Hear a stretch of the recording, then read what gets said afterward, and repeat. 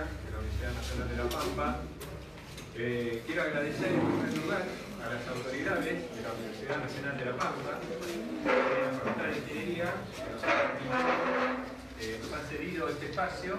Como ustedes saben, se va a reproducir hoy por la tarde en el aula magna de la sede de la Universidad de Santa Rosa. Vamos a presentar a nuestro expositor. El doctor Jorge Maciel nació en San Miguel de Tucumán y obtuvo su título de grado como médico de la Universidad Nacional de Tucumán, finalizando su carrera con un promedio general de 8,96. En la misma universidad, el título de especial correspondiente posgrado bajo la modalidad residencia en el Instituto de Maternidad y Ginecología Nuestra Señora de las Mercedes. Cursó y aprobó con evaluación final dos cursos de posgrado sobre actualización en ginecología y obstetricia, organizados por la Sociedad de Obstetricia y Ginecología de Buenos Aires. Completó dos cursos de posgrado sobre cirugía laparoscópica ginecológica básica y sobre histeroscopía diagnóstica y terapéutica en la Facultad de Medicina de la Universidad del Nordeste, así como el curso bianual superior de Medicina Reproductiva 2011-2012, organizado por la Sociedad Argentina de Medicina Reproductiva. Asimismo, realizó otros numerosos cursos de posgrado como asistente sobre diversos temas vinculados a su especialidad, organizados por la Sociedad de Ginecología y Obstetricia de Tucumán, la Organización Panamericana de la Salud y el Centro Latinoamericano de Perinatología, Salud de la Mujer y Salud Reproductiva. Con anterioridad, realizó 9 cursos de pregrado sobre diversas temáticas como sexualidad humana y educación sexual, alcoholismo y drogadicción, medicina prehospitalaria, bulimia y anorexia, medicina paliativa y personas con enfermedades terminales. Es socio adherente de la Sociedad Argentina de Medicina Reproductiva. Ha participado en más de 20 congresos, jornadas y reuniones científicas, entre las que podemos mencionar 26 Congresos Argentinos de Ginecología y Obstetricia, organizados por la Federación Argentina de Sociedades de Ginecología y Obstetricia, en carácter de miembro titular. Jornadas regionales FASCO-SOGOTUC, anexo Concepción, en carácter de secretario en la mesa panel con expertos sobre criterio de derivación en obstetricia. 42 reunión nacional anual de la Federación Argentina de Sociedades de Ginecología y Obstetricia, en carácter de miembro titular. Curso precongreso de ginecología sobre actualización en patología preinvasora del tracto genital inferior, en carácter de asistente. 14 y 15 congresos argentinos de medicina reproductiva, 2011 y 2012, organizados por la Sociedad Argentina de Medicina Reproductiva. 16 Congresos Argentinos de Medicina Reproductiva, reunión internacional 2014, organizado por la International Federation of Fertility Societies y por la Sociedad Argentina de Medicina Reproductiva. Curso de actualización en estimulación de la ovulación y curso de diagnóstico por imágenes y cirugía, en calidad de asistente en el mismo congreso recién citado. Jornada de cirugía ginecológica mini-invasiva, organizada por la Sociedad Argentina de Cirugía Laparoscópica y la Sociedad de Obstetricia y Ginecología de Neuquén. 17 Congreso Argentino de Medicina Reproductiva 2016, organizado por la Sociedad Argentina de Medicina Reproductiva. Segunda Jornada Regional de FASCO Neuquén 2018, organizada por la Sociedad de Obstetricia y Ginecología de Neuquén. En cuanto a su producción científica y de investigación, el doctor Maciel es coautor de presentación científica consistente en un trabajo de investigación bibliográfica en el 34 Congreso de la Asociación Rioplatense de Anatomía y primeras jornadas de informática de la Facultad de Medicina de la UBA, de carácter nacional, y fue pasante de investigación en el proyecto Producción de enzimas exocelulares de origen microbiano, optimización de la producción de enzimas, bajo la dirección del profesor Dr. Carlos Germán Núñez, en el Laboratorio de Investigación en la Cátedra de Bioquímica de la Facultad de Medicina de la Universidad Nacional de Tucumán. Respecto a su actividad laboral y como médico y docente, el doctor Maciel posee los siguientes antecedentes. Médico full-time en el servicio de tocoginecología del Hospital Pedro Mogilansky de la ciudad de Chipoleti, Río Negro. jefe del servicio de tocoginecología del mismo hospital, docente ad honorem de la Cátedra de Medicina 1 de la Facultad de Ciencias Médicas de la Universidad Nacional del Comahue, docente colaborador en el Hospital Pedro Mominazzi de Cipolletti de la rotación de ginecología y obstetricia, médico tocoginecólogo con actividad laboral exclusiva en el sector privado desde marzo del año 2016. Finalmente, digamos que Jorge Maciel es autor del libro Crítica Moral a la Sociedad, editado en el año 2018 por la editorial Duncan.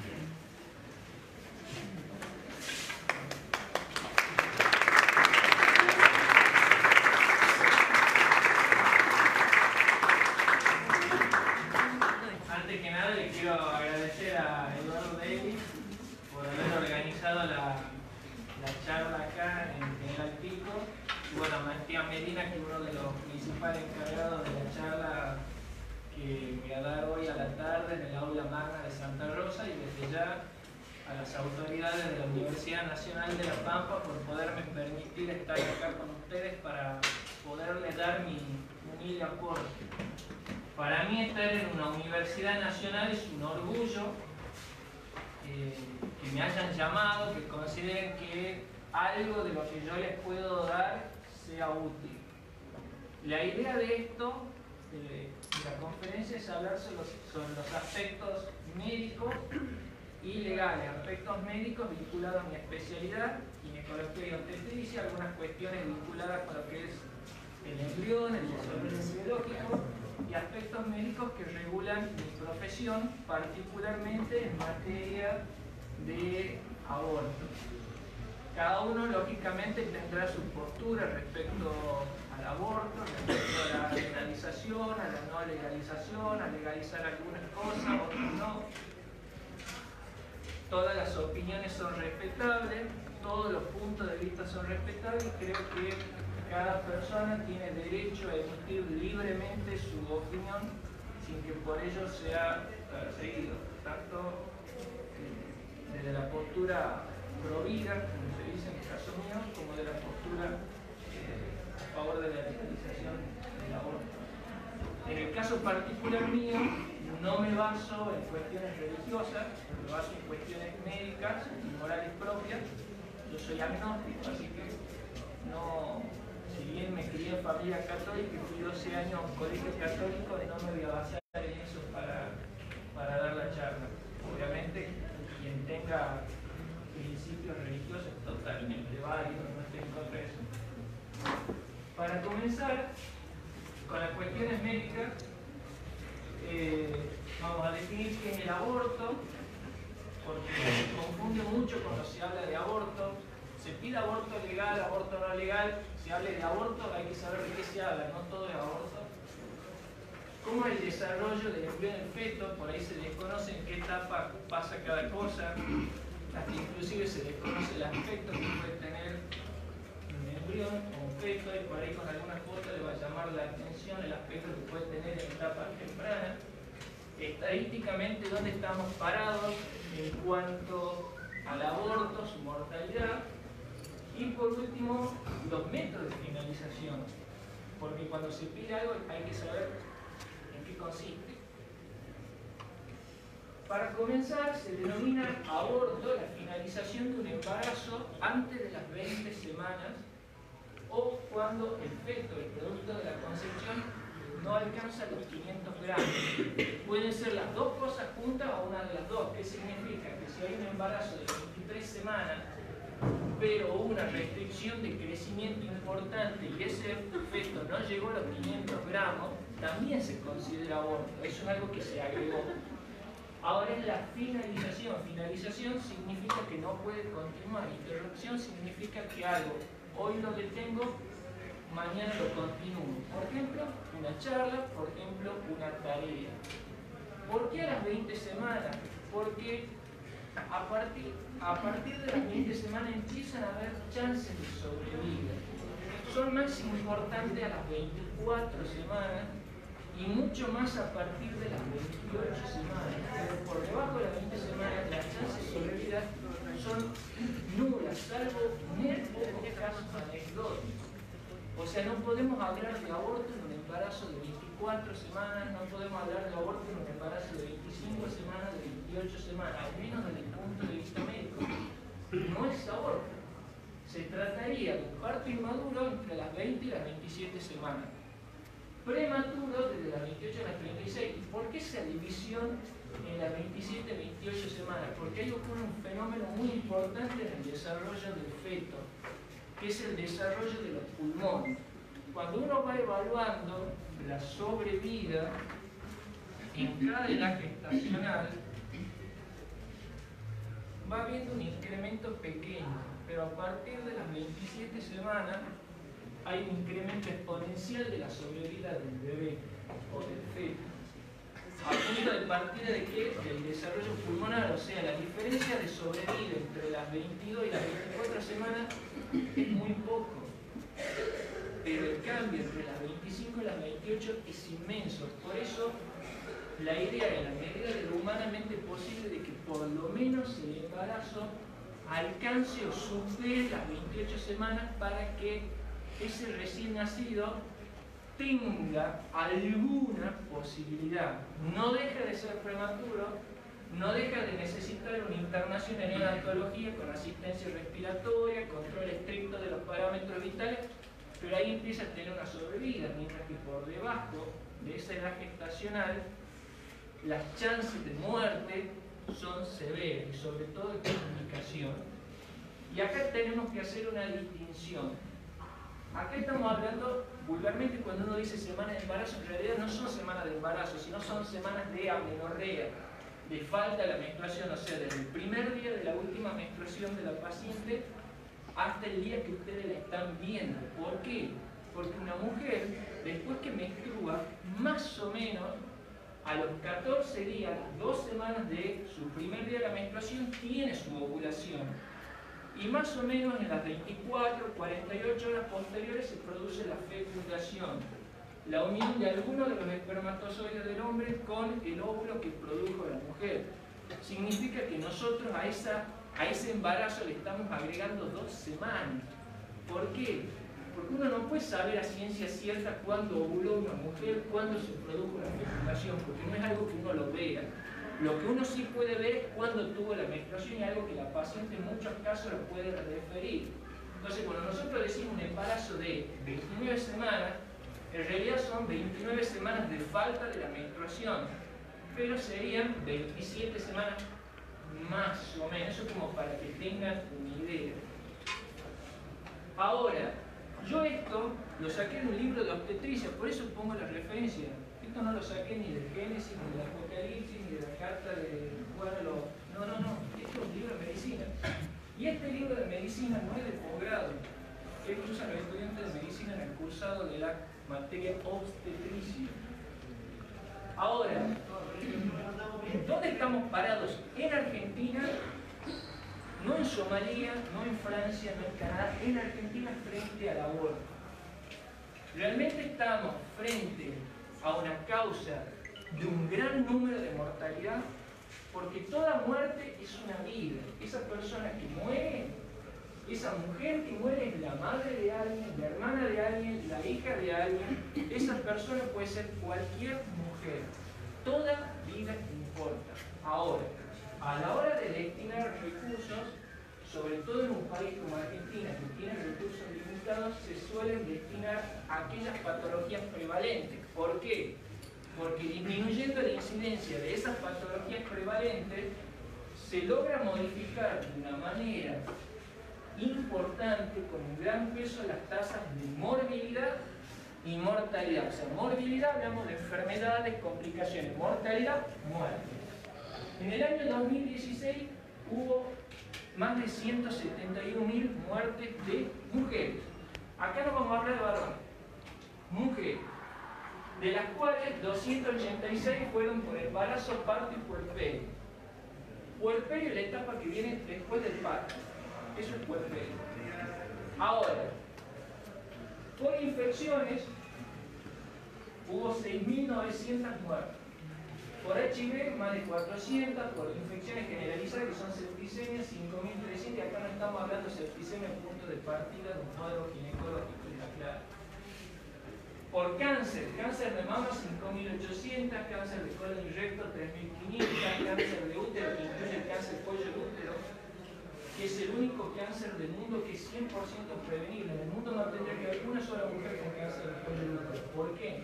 Porque es un cáncer provocado por un virus, que es el papiloma virus humano, que sumado a otros factores puede generar cáncer. No significa que una mujer que se infecta con el HPV tenga cáncer. No es eso. Pero ese virus, a lo largo del tiempo, en el peor de los casos, necesita un mínimo de 10 años para generar un cáncer. En el peor de los casos. Y ese virus se puede detectar con un estudio similar al Papa Nicolau, que detecta el ADN del virus. O sea, si una mujer no tiene el HPV, no puede tener cáncer. Aparte, se hace un estudio de células para ver si hay células alteradas, que es el Papa Nicolau. Aparte, se hace un examen con larga vista del cuello del útero para ver si hay imágenes sospechosas y tomar biopsia. Y aparte, hay vacunas contra el HPV, contra el virus. De vuelta, si tenés vacuna y no te infectas por el HPV, no podés tener cáncer del cuello del útero. Habrá cáncer de endometrio, que es el tejido de adentro del útero, habrá cáncer de ovario, habrá cáncer de mama. De esto no. O sea, ¿qué significa esto? Que si hay vacuna de HPV y una mujer se hace el Papa Nicolau con colposcopía, y en algunos casos, no todos, pero en algunos casos se hace también el test del HPV, en el peor de los casos podría tener una lesión de bajo grado, pero nunca va a llegar al cáncer. Entonces no puede haber ni una sola mujer con cáncer de cuello del útero. Ya aceptó cáncer de mama. Lo detecta a etapas tempranas, pero un cáncer que ni siquiera tendría que existir, y sin embargo en Argentina se sigue muriendo gente por cáncer de cuello del útero. Cáncer de páncreas 2.200, cáncer de ovario 1.200. Diabetes 4.500 muertes. Desnutrición. Seguimos hablando de mujeres, más de 500 muertes. Enfermedad urinaria 6.900. Enfermedades perinatales, o sea, mujeres recién nacidas. Malformaciones congénitas. Inclusive por Alzheimer 1.200 muertes. Todo eso, mujeres en la República Argentina. En ese año hubo 43 muertes por abortos en general, de los cuales 31 pudieron ser abortos provocados. ¿Por qué por general? Porque también se puede morir una mujer por mola, por un embarazo ubicado a la trompa que genera sangrado. No necesariamente sí o sí una muerte por aborto tiene que ser un aborto provocado, clandestino. Ese total, esas 31 muertes, significaron el 0,018% de los 171.000 del año 2016. ¿Eso es mi opinión personal? No. Eso está en la página del Ministerio de Salud de la Nación, y acá está el enlace y lo pueden chequear. Ahora, en el 2017, de 171.000 bajaron a 166.000. Las muertes por cáncer siguieron prácticamente igual. Ahora, fíjense las enfermedades circulatorias, que voy a retroceder un poquito.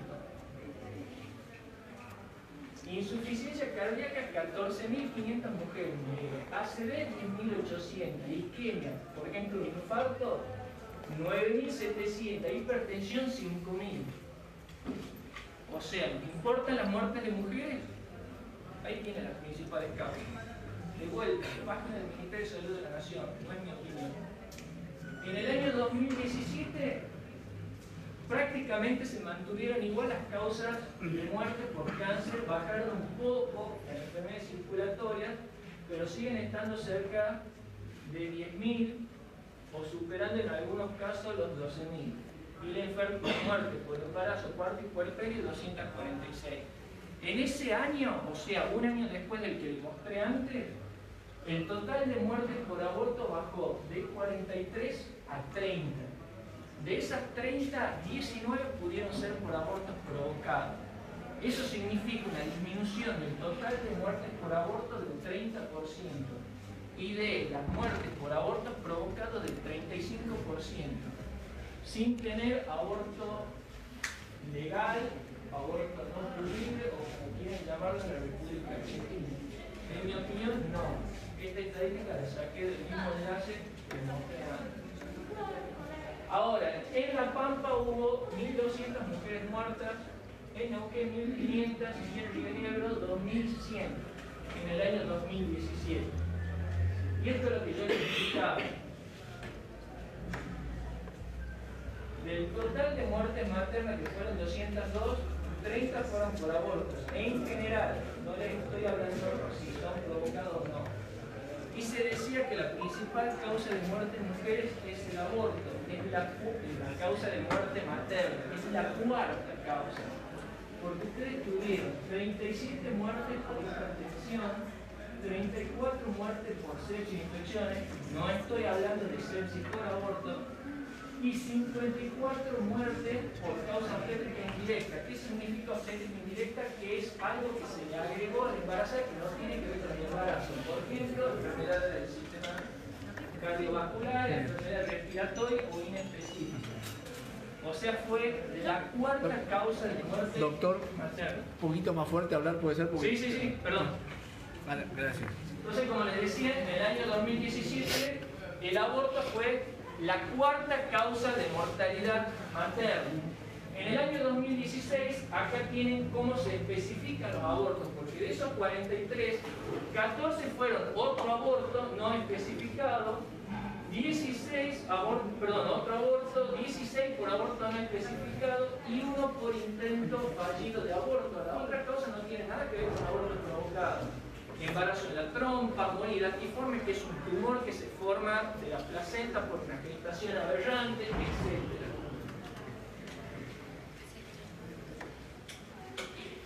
De vuelta en el año 2017, de los 30 abortos, 10 muertes fueron por embarazo de la trompa, por mola o por feto muerto retenido.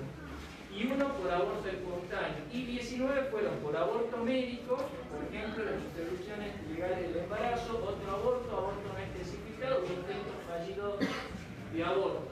Reducción del 35% en abortos provocados y del 30% en el total de abortos.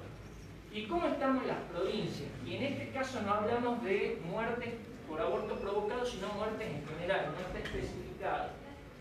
De las 286 muertes maternas que hubo en el año 2016, en Río Negro hubo 2, en Neuquén 3 y en La Pampa ninguna. Muertes por aborto no hubo ninguna, ni en Neuquén, ni en Río Negro, ni en La Pampa, en el año 2016. Fíjense dónde fue la mayor cantidad de muertes por aborto, en el conurbano bonaerense. Eso tiene que ver con situación socioeconómica de vida. Año 2017, de las 202 muertes maternas, Río Negro tuvo 4, Neuquén 2 y La Pampa 2. Y acá aparece la primera muerte por aborto, en general, que fue Río Negro.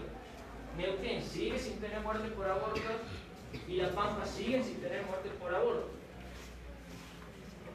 Ahora eso analícenlo con cómo votaron los diputados y senadores con respecto a la ley.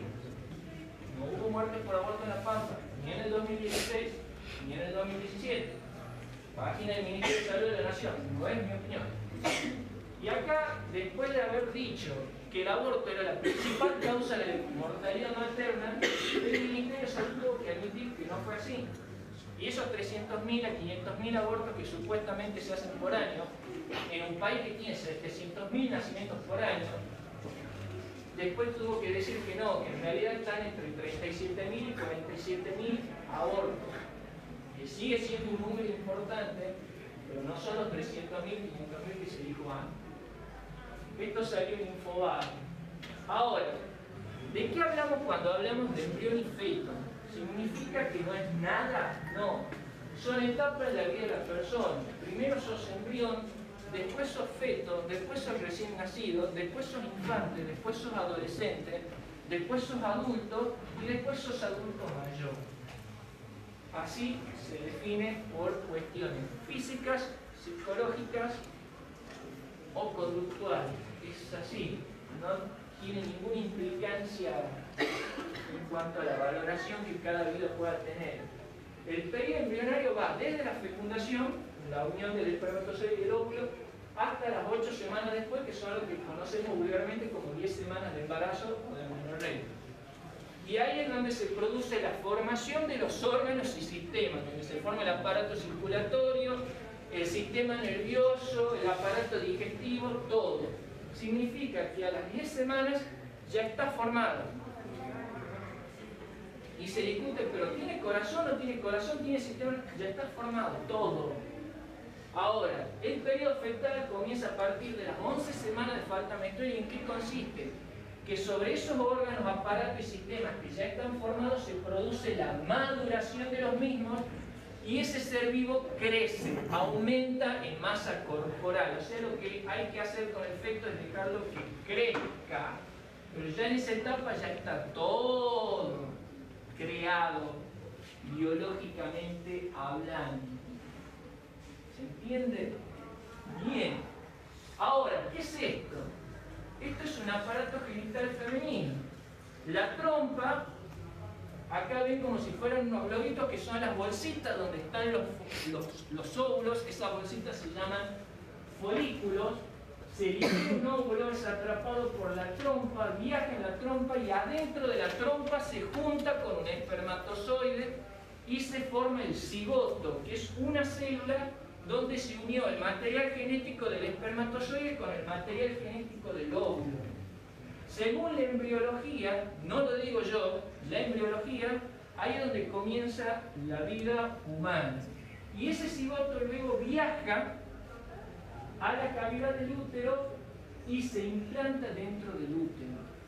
Cuando se implanta, y ahí empieza a alimentarse de las arterias, de la sangre del útero de la madre, de la mujer, o del ser gestante, ahí es donde comienza embarazo. O sea, embarazo es sinónimo de que hay un embrión pegado en el útero. Antes no hay embarazo. Ahora, este dibujo no lo inventé yo. Esto lo saqué de un libro de ginecología del curso de la carrera. ¿Qué le falta a este aparato genital?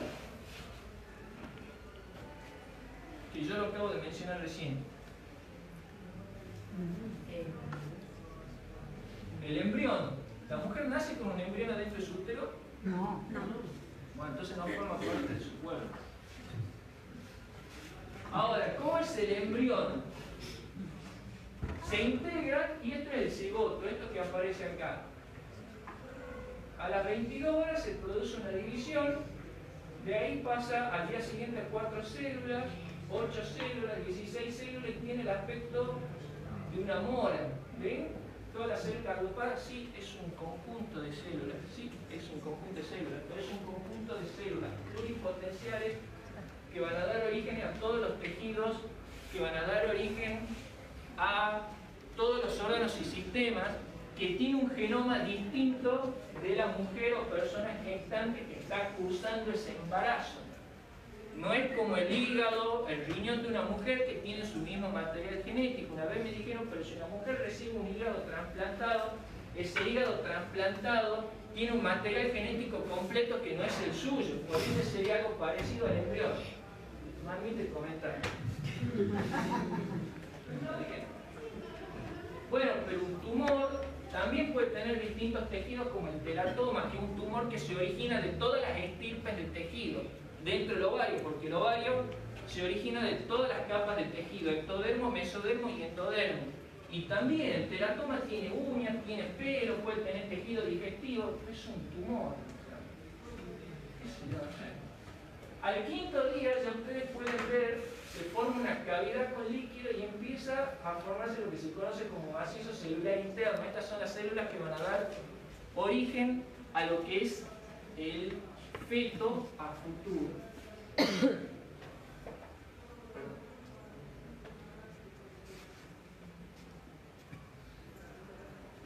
Ahí tenemos fecundación, la unión de las gametas, implantación, que es cuando se pega el útero, el saco gestacional, porque es un huevito, a las 5 semanas ya se puede ver por ecografía. Inclusive un poquito antes si la ecografía es vía vaginal, porque es más sensible para ver la cavidad del útero, y ahí empieza a formarse la cara.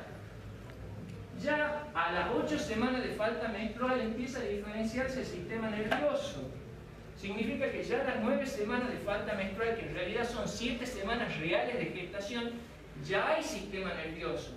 Lógicamente no es un sistema nervioso maduro, con todas sus partes totalmente diferenciadas, como un bebé recién nacido, pero hay sistema nervioso. Y algunos utilizaban la aparición del sistema nervioso para hablar de vida o de hablar de persona. Aparece la cara, los miembros, y ya a las 8 semanas ya se puede ver por ecografía el embrión con los latidos. Otra cosa, también decían que la aparición de latidos lo que determinaba vida humana. En el proyecto hablamos de interrumpir el embarazo a las 14. De 8 a 14 hay 6 semanas de diferencia, o sea, ya llevaba 6 semanas con latidos detectados por ecografía. Sin embargo, la circulación, que ustedes no la van a poder ver todavía con ecografía, ya aparece en el feto o en el embrión a partir de, los 22, 24 días de vida. Cuando la mujer no está ni enterada, está embarazada. Muchas veces. Esto tiene aspecto de parásito, no. Esto es a la 5ª semana. Como pueden ver, esbozo de los miembros, del corazón, ojo, cabeza. No van a ver en ningún libro de parasitología un embrión, un feto entre tenia saginata, ameba o aspen. No está, no lo van a encontrar. Sí. ¿Qué aspecto tiene a las 6 semanas? Pueden ver ojo, pueden ver ya esto, sangre, cabeza. Y estamos hablando de 6 semanas de falta de menstruación, o sea, 15 semanitas. Ya tiene ojo, oreja, brazo, miembro, corazón, 7 semanas y media. Y este gráfico es del libro de donde yo saqué todo el desarrollo embrionario que les mostré recién. En Obstetricia de Pérez Sánchez, en la página 101, tercera edición, aparece un gráfico de un embrión a las 9 semanas de amenorrea, o sea, 7 semanas de gestación real, donde tiene telencéfalo, diencéfalo, mesencéfalo. ¿Qué es eso en criollo? Esto es el cerebro y esto es el tronco encefálico, esto es el sistema nervioso. Ah, pero todavía no está formado el cerebro. Vos me dijiste sistema nervioso, ahí lo tenés. Y en el periodo fetal, que cuando a partir de las 11 semanas de amenorrea tienen que crecer los tejidos, se van identificando los rasgos faciales, y lo que es importante, a las 26-29 semanas de gestación real, que son las 28 a 31 semanas de falta de menstruación, que es lo que ustedes vulgarmente usan para hablar de embarazo, se desarrollan los pulmones y ahí es donde se pueden producir los intercambios gaseosos en el pulmón si el bebé nace. Si no, el pulmón es como si estuviera de adorno, por eso que acá se dispara la sobrevida del bebé. Y es cuando aumenta de manera acelerada entre semana a semana y se gana mucha sobrevida, muchas chances de que viva ese bebé, de la 28 a la 29, de la 29 a la 30 y así sucesivamente. Y ya a las 35 a 38 semanas aparece la función integradora del sistema nervioso, la más compleja. ¿Vamos? Ahora, esta es una foto a las 12 semanas, a las 24 semanas, como para que ustedes tengan una idea.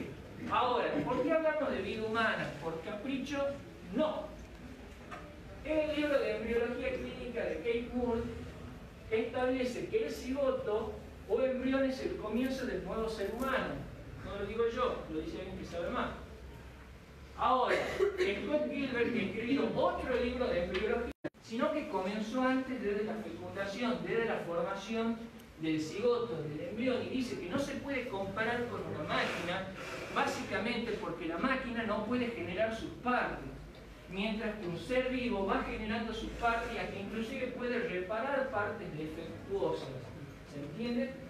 No es un conjunto de células generando todas las células, todos los órganos, todos los sistemas. La única forma, que eso fue un argumento que usó un embriólogo, es que ustedes inyecten sustancias específicas, estimuladores, diferenciadores que puedan transformar una célula madura en una célula pluripotencial. Pero eso ustedes lo están haciendo artificialmente, no ocurre naturalmente. Entonces esa es la diferenciación con una máquina, esa es la diferencia con el conjunto de células. El Colegio Americano de Pediatras también estableció, o sea, esto es en Estados Unidos, que el comienzo de la vida comienza desde la fecundación. Inclusive la Academia Nacional de Medicina, que es una institución viejísima de medicina, también estableció el comienzo de la vida de la fecundación. Y también la bioética argentina tiene ese concepto que la vida comienza desde la fecundación. Si bien pueden haber abortos espontáneos que sucedan por problemas genéticos en el bebé, por infección en la madre, por contacto con tóxicos, malformación uterina, traumatismo en el abdomen, también pueden existir abortos provocados. Y acá vamos a la parte técnica. ¿Cómo se puede provocar un aborto? Para empezar, el CDC, que es el Centro de Control de Enfermedades en Estados Unidos, considera que el aborto es la finalización, o sea, producir un feto no viable a cualquier edad gestacional, terminal. ¿Qué te está diciendo? Que estás terminando con la vida. Y esa es la diferencia en realidad con la parte legal. Legal se considera producir un feto muerto a cualquier edad gestacional. O sea, cuando alguien habla desde el punto de vista legal, aborto a las 28 semanas, no está hablando de que nazca a las 28 semanas y vaya a una patología. Está hablando que tiene que morir dentro del útero, hay que provocar esa muerte y ahí producir el nacimiento. Porque desde el punto de vista médico yo ya les dije que a partir de las 20 semanas ya no se habla de aborto, se habla de partos maduros. En Estados Unidos la mitad de los embarazos son no deseados y de eso la mitad son finalizados en aborto. Significa que de cada 4 embarazos, uno, el 25% termina en aborto. Eso es una cifra que supera los 300.000 abortos por año. Y en algunas edades, como las adolescentes, por conductas arriesgadas, conductas riesgosas, puede llegar al 25%. 95%, perdón.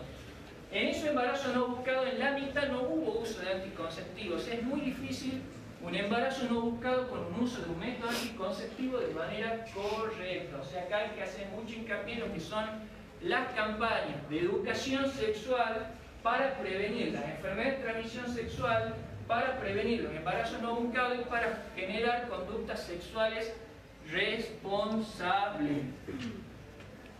Ahora, ¿qué es lo que llevaría a una disminución de los abortos?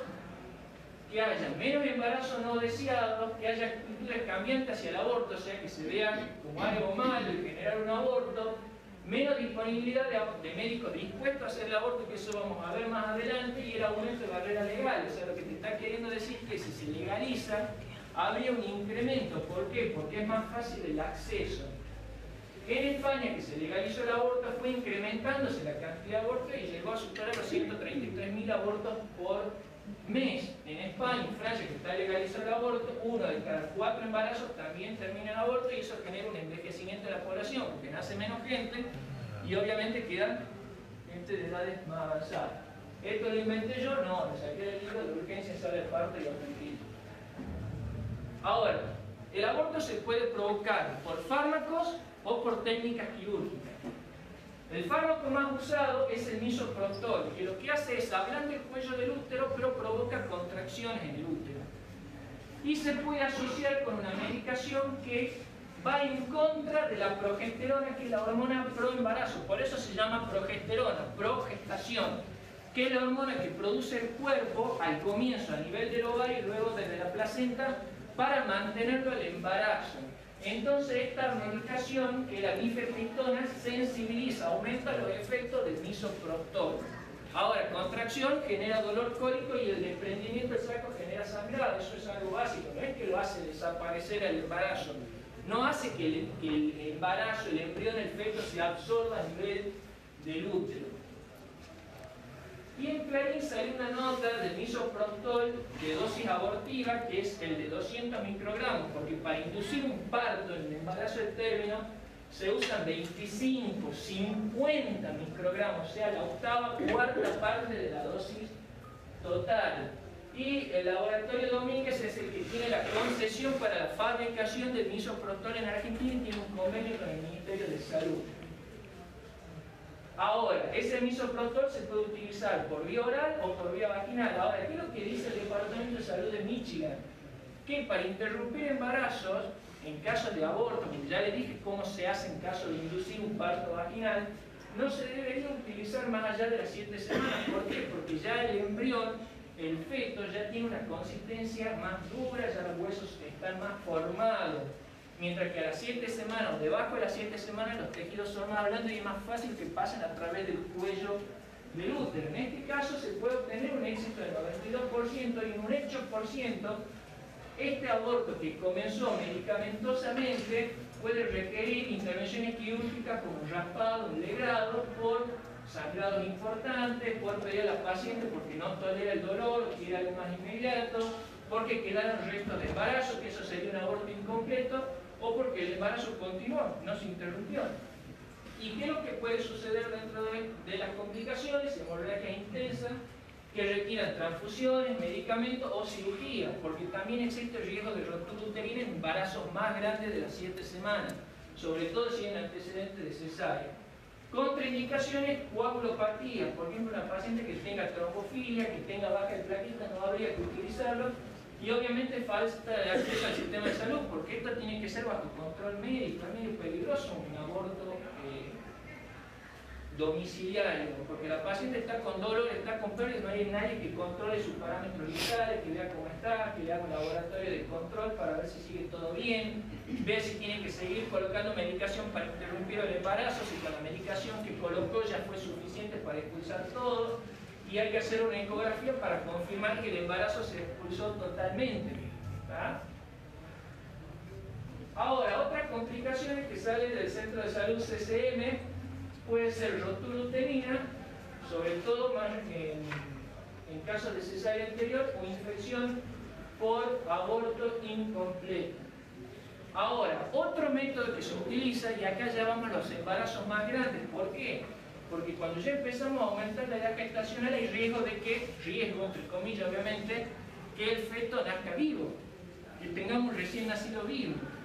Obviamente si sigue siendo de menos de 20 semanas no se considera nacido vivo, no se hace un certificado de nacimiento, pero está vivo, se mueve, tiene latido. Entonces hay que marcarlo intraútero y eso empieza a pasar a medida que va aumentando el embarazo, 14 semanas, 18 semanas, 20 semanas, etc. ¿Y cómo se puede matar intraútero ese feto? Una de las formas es inyectar solución salina, o sea, con sal, que provoca contracción en el útero y lo quema al feto intraútero mientras está vivo. Si no funciona y no genera las contracciones uterinas, se tiene que colocar un suero con oxitocina, que es una hormona que el cuerpo normalmente produce en el trabajo de parto para provocar las contracciones. Ahora, el tema es que a medida que el feto es más grande, sus tejidos son más duros y es un cuerpo más grande dentro del útero que debe ser expulsado. Y no siempre el cuello del útero por las contracciones se dilata. Entonces, si el útero se va contrayendo, se va achicando, se va poniendo cada vez más duro, trata de sacarlo, trata de sacarlo, trata de sacar el feto y el útero y el cuello del útero no se abre, ese feto no se expulsa, los dolores aumentan de intensidad, aumentan en contracciones, puede irse produciendo el desprendimiento de la placenta y generar sangrado. Los dolores de los sangrados van a ser mayores entre más grande sea ese embarazo. Por eso es que muchas veces se comienza primero dilatando el cuello del útero y de ahí se coloca. Actualmente no suele estar en uso este método. Dilatar el cuello del útero con bujía, con sonda, laminares, que ya les voy a explicar qué son, y de ahí extraerlo al feto y limpiar la cavidad de cualquier resto de embarazo que haya quedado. Ahora, para extraerlo, si estamos hablando de aborto, hay que producir un feto muerto y después su expulsión. ¿Cómo se realiza eso? Con este instrumental quirúrgico se tiene que ingresar a ciegas sin ver la cavidad del útero y sacarlo por partes o destruir la calota craneana, destruir el cerebro y ahí, una vez muerto el feto intraútero, si no sale entero, sacarlo por partes. Así se hace un aborto a las 20 semanas, 25 semanas o a la semana que quieran. No es un embarazo de 7 semanas que sale un saquito con el embrión que ya está muerto. Es un bebé que ustedes ya van a ver después el aspecto que tiene. ¿Cuál es el instrumental? Este que ustedes ven acá. Estas son las bujías.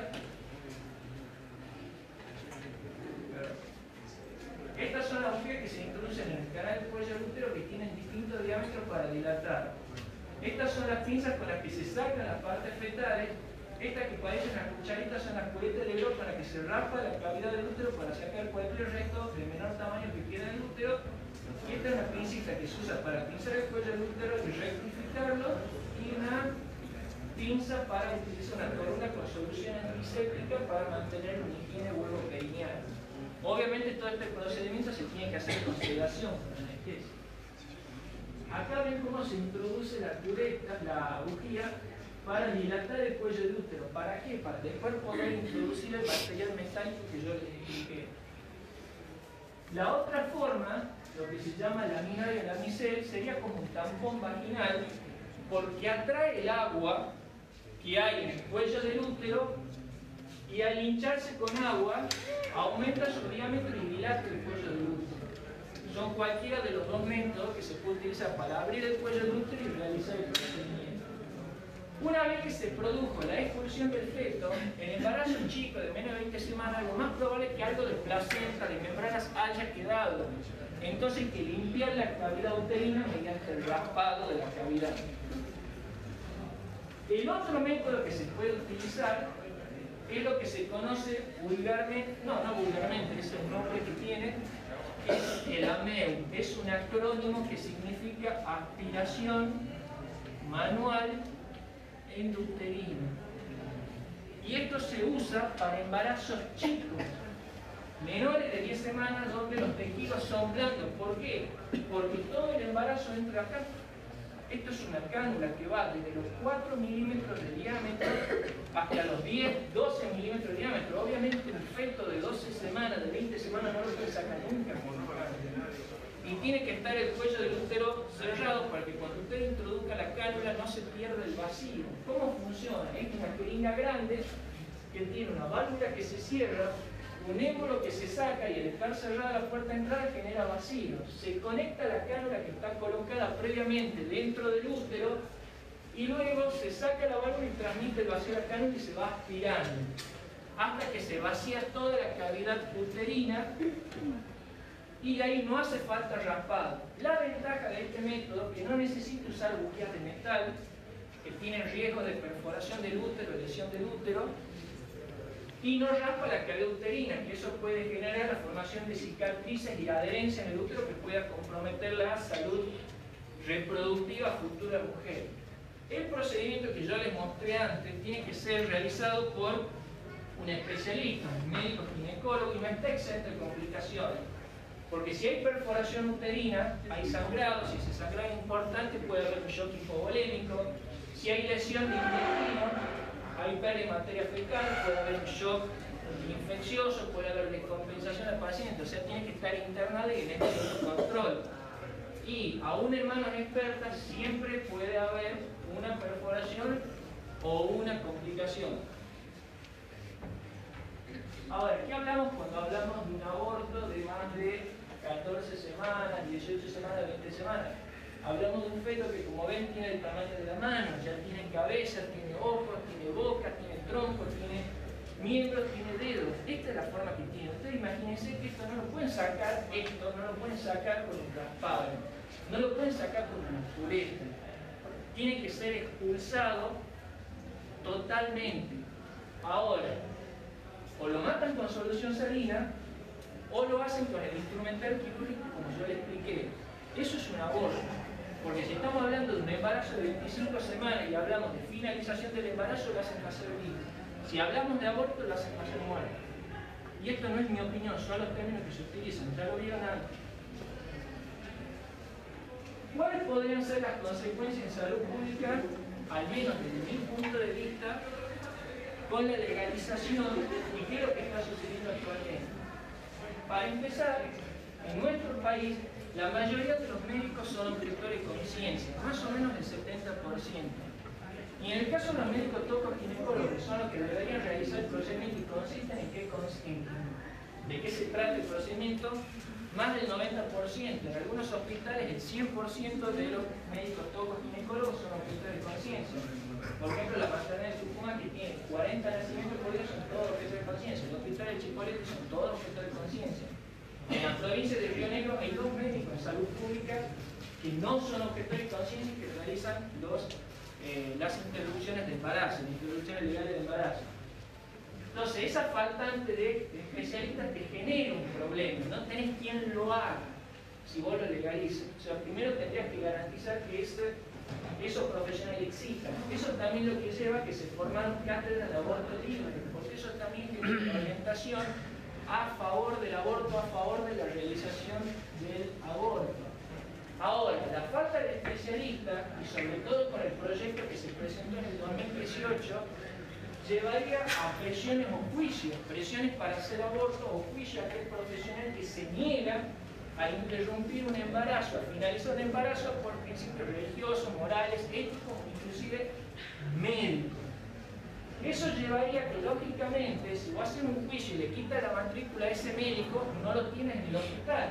Por ejemplo, en el hospital de Chipoleti, que hay un médico bajo juicio por no interrumpir un embarazo de 22 semanas y 3 días, que había sido iniciada el intento de aborto a través de un grupo clandestino que le dio misoprostol a la paciente, hay 5 ginecólogos y hay una que está en licencia de maternidad. Significa que si a este médico le aplican una pena y lo condenan, ahora en mayo que es el juicio quedan 3 ginecólogos en el hospital de Chipoleti para hacer guardias, cirugía ginecológica, cesáreas, control de embarazo uterino, etc. Lo mismo en cualquier lado.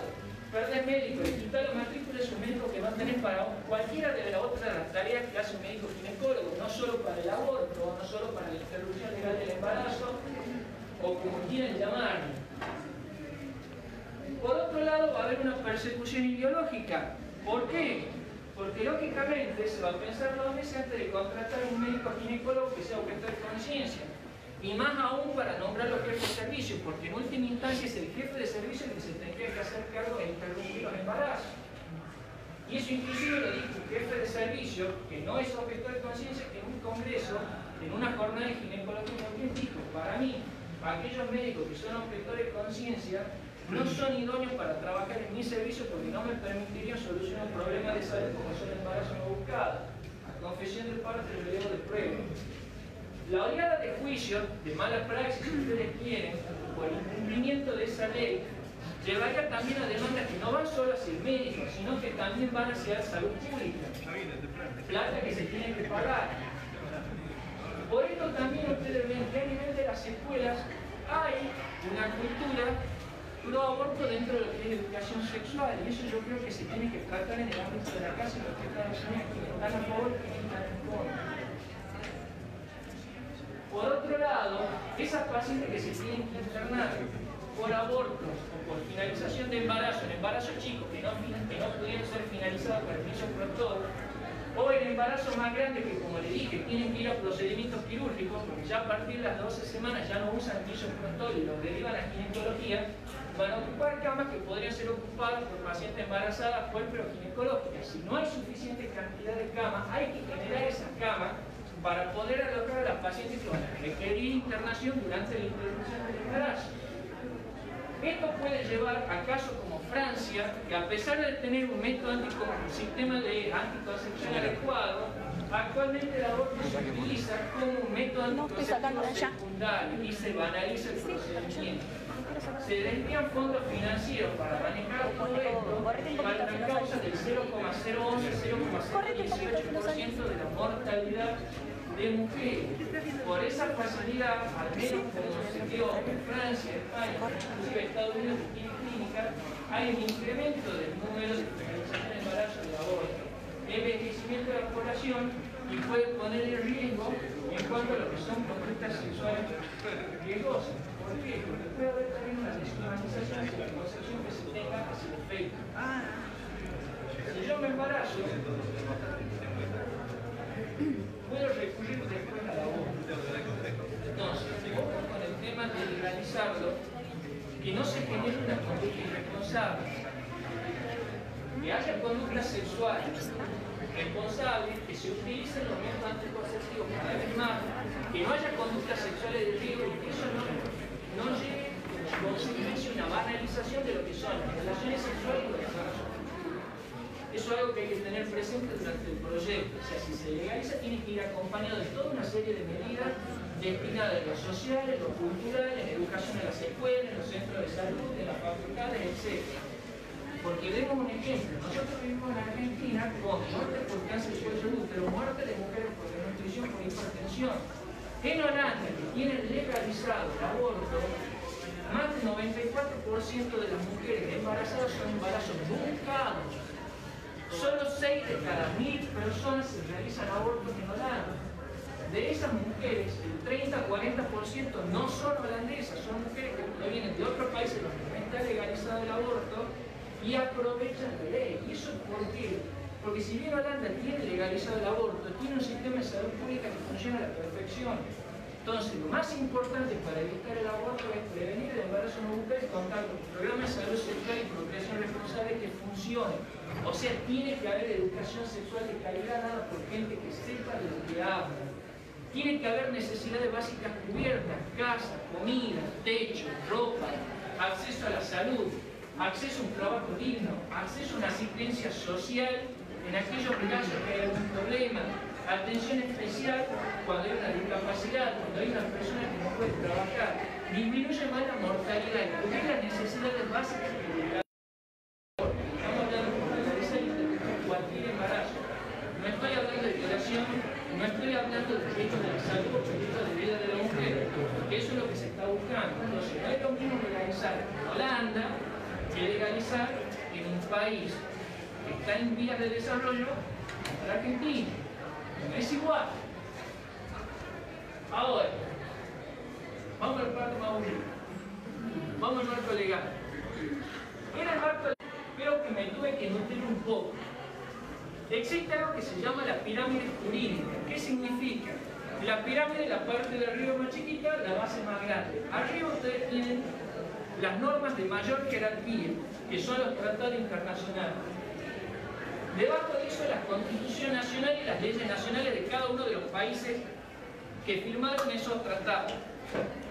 Debajo de eso, las constituciones provinciales y las leyes nacionales. Y debajo de eso, las normativas de cada una de las ciudades, de los municipios. La menor jerarquía no puede ir en contra de una de mayor jerarquía. O sea, una ley no puede ir en contra de la Constitución no puede ir en contra del tratado que se firmaron, si no, no se firma. O se modifica la Constitución para que esté acorde con la ley. ¿Se entiende? Yendo de lo más viejo a lo más nuevo, no por orden de jerarquía, el Código Penal, que tiene por función tipificar delitos, faltas, no garantizar derechos, muere la mujer, de 1 a 4 años con consentimiento de la mujer y se eleva a 6 años antes de muerte de la mujer. O sea, obviamente, sin consentimiento cae de maduro, la pena es mayor y si la mujer muere, obviamente la pena es mayor. Ahora, el artículo 86 también establece que aparte de esa pena, quien realiza el aborto, si es un profesional de salud, se inhabilita para su profesión por el doble de la pena. Te condenaron a 3 años de cárcel, no vas a ejercer como médico, enfermera, partero, lo que sea, durante 6 años, el doble. Y lo otro, se consideran los aspectos no punibles, y acá se habla de no punible, no de legal. En caso de peligro para la vida o salud de la madre, y si este peligro no puede ser evitado por otros medios. Ejemplo, puede existir un cuadro hipertensivo severo que se llama síndrome de Held, donde hay trastorno de la sino que fue una complicación. Y establece una prisión de 1 a 4 años que aquella mujer que se causó un aborto o consentir que otro se lo causa. Y en esto, hasta donde yo sé, no hubo ninguna mujer condenada nunca por aborto. El único caso es una mujer que estuvo acusada de infanticidio. ¿Por qué? Porque era un embarazo avanzado, fue en el inodoro, estaba... Podemos investigar si confesó por presión, no confesó por presión, pero eso es lo que hay. ¿Por qué un médico pregunta, ¿te hiciste algo? Para saber si hay riesgo. No soy quien para juzgar a una mujer que finaliza un embarazo. No sé por qué lo hizo. No sé si lo hizo porque fue violada, no sé si lo hizo porque está sola, no sé si lo hizo porque no había otra alternativa. No sé si lo hizo porque estaba en el apogeo de su carrera y no sabía qué otra cosa hacer porque tenía miedo que la despidan. No se juzga.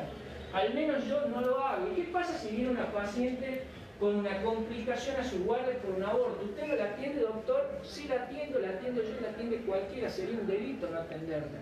Si tiene hemorragia, si tiene dolores, si tiene un aborto incompleto y hay que finalizarlo con raspado, se hace.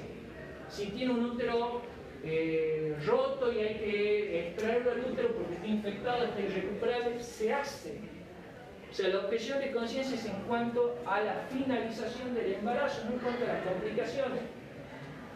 No, nadie sería tan salvaje, por lo menos yo no sería para hacer eso. Ahí tienen el enlace de donde saqué el Código Penal. Luego hubo distintas leyes donde se aprobaron tratados internacionales. La ley 23054, que aprobó el Pacto de San José de Costa Rica relacionado a derechos humanos, que establece Todo esto está en lo de mayor jerarquía, son tratados internacionales que primero se incorporaron con ley, ya después les voy a explicar en qué termina.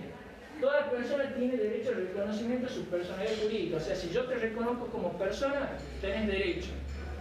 Toda persona tiene derecho a que se respete. Todo lo metieron adentro. Adentro. Tiene categoría constitucional. A la mierda. ¿Y qué es lo que dice eso el inciso 22? ¿Qué es lo que dice el inciso 23? Que aparte de todos estos tratados internacionales vigentes sobre derechos humanos, en particular respecto a los niños, mujeres, porque son los dos, así en personas con discapacidad, dice protección del niño en situación de desamparo desde el embarazo hasta la finalización del periodo de enseñanza elemental. ¿Cuándo terminan ustedes la escuela? A los 18 años, exactamente. Lo dice la Constitución. En el medio hubo un decreto, que es lo que tiene menor jerarquía, porque las leyes, las normas, las tiene que votar el Senado y la Cámara de Diputados, y esto viene del Poder Ejecutivo. Pero se establece el Día del Niño por Nacer, donde se habla de la protección antes y después del nacimiento, el derecho a poseer una familia, el derecho a la vida, que la vida comienza desde la concepción para nuestra Constitución Nacional, o sea, sin reafirmación de lo que dice la Constitución Nacional, y la protección de la embarazada y el valor de la vida que lleva en su seno. Y se pone como fecha el 25 de marzo porque es para los católicos el día que le anuncian a la Virgen María que estaba embarazada, y de ahí hasta el 25 de diciembre, ¿qué es lo que tienen? El tiempo normal del embarazo. Esa es la anunciación a la Virgen María. Y coincide con la encíclica del Papa Juan Pablo II. Ahora, el fallo FAL, que es establecido por la Corte Suprema, ¿cómo comienza? Por un embarazo de una niña de 15 años violada. En Comodoro Rivadavia, a quien se le niega en primera y segunda instancia la finalización del embarazo. Se pide la intervención del Tribunal Superior de esa provincia y se establece en Chubut la finalización del embarazo a las 20 semanas. Ya habiendo finalizado el embarazo, se apela a la Corte Suprema que se expida al respecto. Y la Corte Suprema se pide ya finalizar el embarazo en base a este artículo del Código Penal e interpreta que en caso de violación no hace falta que la mujer padezca de retraso mental. No importa si es menor de edad, si es mayor de edad, el embarazo se debería interrumpir. Insta a las provincias a no judicializar los casos y a respetar el protocolo de IRE, que no es una ley votada por la Cámara de Diputados y Senadores, sino que es una guía establecida por el Ministerio de Salud, o sea, por el Poder Ejecutivo. Encarga al Poder Ejecutivo Nacional y Provincial la implementación del protocolo, o sea, ordena el Poder Judicial de los Ejecutivos, y acá es una mención de que hay distinta variación entre las provincias que están adheridas al protocolo, las provincias que tienen protocolos propios y las provincias que ni tienen protocolos propios y no están adheridas. Por ejemplo, Tucumán. Río Negro sí está adherido al protocolo y tiene su ley de interrupción legal del embarazo. Ahora, el Código Civil y Comercial, que lo pongo al último porque es lo más nuevito que hubo, en el artículo 19 establece el comienzo de la vida desde la concepción. O sea, desde acá existe la persona humana, o sea, persona significa que ya acá tiene derecho civil. El tema que no define si concepción de vuelta significa embarazo o significa fecundación. Pero la tendencia a ir hacia el sinónimo con embarazo. ¿Por qué? Porque si se consideraran personas los embriones no implantados, eso complicaría el manejo y tratamiento de los embriones no implantados en las clínicas de fertilidad. Y esto se basa en un caso que hubo, Altamira Murillo creo que era el nombre, en Costa Rica, donde está prohibida la fecundación in vitro.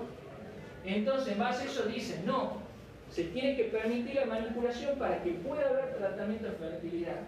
Si bien no define, inclusive aconseja que, a ver, saquemos una ley y definamos qué es lo que decimos legalmente cuando hablamos de concepción. Hay una preferencia del Código Civil y Comercial por la segunda opción, o sea, decir, concepción no es fecundación, sino es embarazo. ¿Estamos? Ahora, en el proyecto de interrupción que hubo en el 2018 se buscaba establecer el aborto como derecho. Los derechos tienen que estar estipulados no en el Código Penal, que es donde iría esta ley, sino tienen que estar estipulados en la Constitución. Implicado la interrupción de embarazos viables por violación, peligro de la salud o inviabilidad. Como la Organización Mundial de la Salud dice que salud y completo bienestar físico, psíquico y social, Algunas personas también alegan, bueno, la mujer que transita con un embarazo no buscado por la angustia y la depresión no tiene salud psicológica. Una mujer que tiene muchos hijos, no tiene plata, no tiene salud social, entonces entraría dentro del causal salud. O sea, ojo con la definición, habría que especificar más de qué se trata cuando hablamos de salud. Limitación a la libertad de opinión, ¿por qué? Porque no permite la objeción de conciencia de una institución, solo del profesional. Y a su vez, ese profesional no le permite la objeción de conciencia si hay un caso urgente. Por ejemplo, si se cumplieron los 5 días de plazo para la ejecución de la interrupción legal del embarazo y el único médico que no era objetor de conciencia se fue de vacaciones o está enfermo. Entonces te obligaría a vos, que no sos objetor de conciencia, a realizarlo.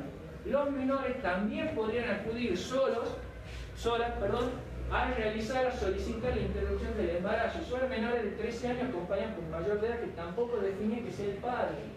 Prohibir brindar otra alternativa, o sea, aquella persona que solicita el aborto legal no se le puede ofrecer ninguna otra alternativa que no sea la finalización del embarazo. Eso está penado. Lo realizaría un profesional de salud, no dice médico. O sea, no especifica qué profesional, eso también abre el parámetro, que lo puede hacer una partera, una enfermera que no están capacitados para este tipo de procedimiento. Como le dije, se anula la objeción de conciencia ante peligro de promura, obliga la cobertura de las obras sociales y del sistema de salud pública y establece distintas penas. Ahora, pena de 3 años por aborto sin consentimiento y de 15 años si la mujer muere, pena de 3 meses a 1 año con consentimiento y con embarazo más de 15 semanas. Ahora lo que no hay es inhabilitación del título. O sea, vos estás condenado por haber interrumpido el embarazo, la mujer murió, pero podés seguir haciendo aborto porque no te inhabilitan. Pena de 1 a 3 años ante perjuicios, complicaciones. Por ejemplo, hiciste lo que te dije, una cirugía por apendicitis y fue un efecto adverso el aborto. Y pena de 3 meses a 1 año a quien se hace el aborto. Acuérdense que penas menores de 3 años son escarcelables, no va a prisión. Ahora, hay proyectos pro vida en las jornadas de ginecología que hubo en Neuquén. Fue un diputado de la provincia que tenía un proyecto de interrupción legal del embarazo. Y en esa jornada yo levanto la mano y le digo, ¿hay algún proyecto destinado a disminuir la mortalidad materna que no se legaliza el aborto? No. Bueno, hay 15. En senadores estos son los proyectos y ahí está el número de expediente y qué senador los presentó.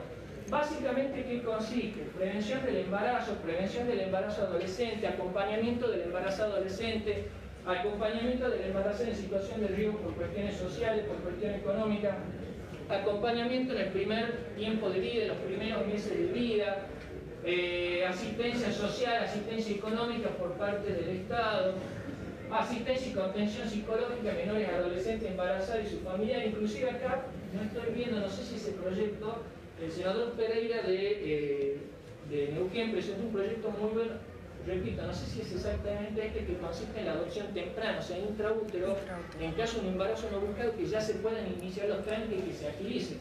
Porque ese es otro problema que en la Argentina es recontra complicado y la adopción toma años. ¿Está? Bueno, atención y prevención de embarazo adolescente por la senadora Cristina Fiore, Viñuales, el Programa Nacional de Acompañamiento a la Madre Recién Nacida, y después diputados también el proyecto Protección Integral de los Derechos Humanos de la Mujer Embarazada y del Niño por Nacer, qué sé yo, embarazos de riesgo, con diagnóstico de anomalías, malformaciones, enfermedades, prevención del embarazo adolescente, ya dije, bueno, ahí tienen derechos humanos de las mujeres de edad reproductiva, embarazadas y niños por nacer, declarar de interés nacional distintos programas que existen, aplicar el programa de San Juan de asistencia en los primeros 1000 días de vida del bebé, programa nacional de acompañamiento de las madres recién nacidos, embarazo con niños pequeños, adultos mayores y discapacitados, contención integral del embarazo y preservación de la vida de la persona para la hay 15 proyectos, todos estas categorías no se trataron nunca. Ni el diputado ni el senador, no tienen ni media sanción, ni toda sanción, no tienen nada. O sea, existen otras alternativas. ¿Ah? Bueno, eso es todo.